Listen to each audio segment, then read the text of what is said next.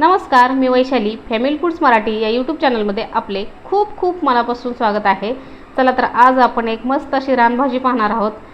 काय झालंय ना, आजकाल रानभाज्या खायला भेटणं खूप दुर्मिळ झालेलं आहे आणि मेट्रो सिटीमध्ये तर खायला भेटणं किंवा बाजारामध्ये भाज्या भेटतच नाहीत, तर गावाला गेल्यानंतर आमचा रानभाज्या खाण्यावरती खूप भर असतो।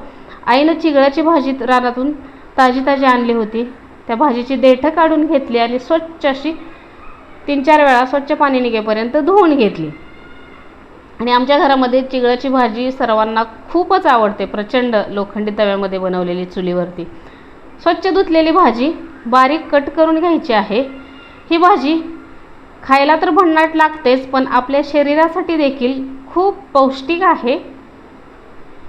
चुलीवरती मी आज भाजी बनवणार आहे लोखंडी तव्यामध्ये। तेल ॲड करायचं आहे। तेलामध्ये एक मोठा बारीक कट केलेला कांदा ॲड करायचा।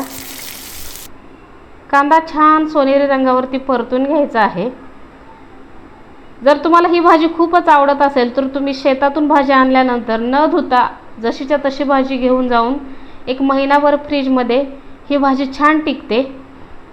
कांदा छान तेलामध्ये परतून झाल्यानंतर 8-9 लसणाच्या पाकळ्या बारीक ठेचून ॲड करायच्या। कट केलेली भाजी ॲड करायची आहे। कांद्यासोबत भाजी छान अशी मिक्स करून घ्यायची आहे।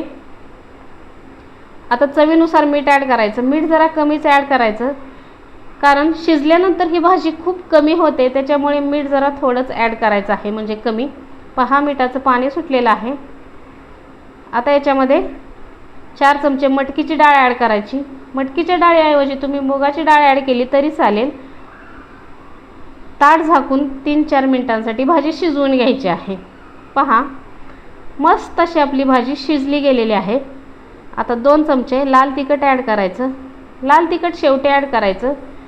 सुरुवातीला ॲड केलं तर काय होतं, ठसका उठतो, त्याच्यामुळे लाल तिखट शेवटी ॲड करायचं आहे।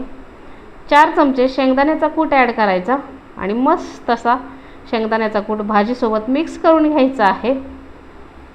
अतिशय भन्नाट चवीची ही भाजी आपली तयार झालेली आहे आणि ज्वारी किंवा बाजरीच्या भाकरीसोबत तर अप्रतिम लागते। तुम्हाला हा माझा व्हिडिओ कसा वाटला हे कमेंट करून नक्की सांगा। व्हिडिओला नक्की लाईक करा आणि चॅनलवरती नवीन असाल तर चॅनलला नक्की सबस्क्राईब करा। आणि तुम्ही कशा पद्धतीने ही भाजी बनवता हे देखील कमेंट करून सांगा, किंवा तुम्ही ही भाजी खाल्ली आहे का हे देखील कमेंट करून सांगा। चला तर मस्त अशी भाजी आता फस्त करूयात। पुन्हा भेटूयात अशाच नवनवीन चमचमीत आणि चटपटीत रेसिपीसोबत। धन्यवाद।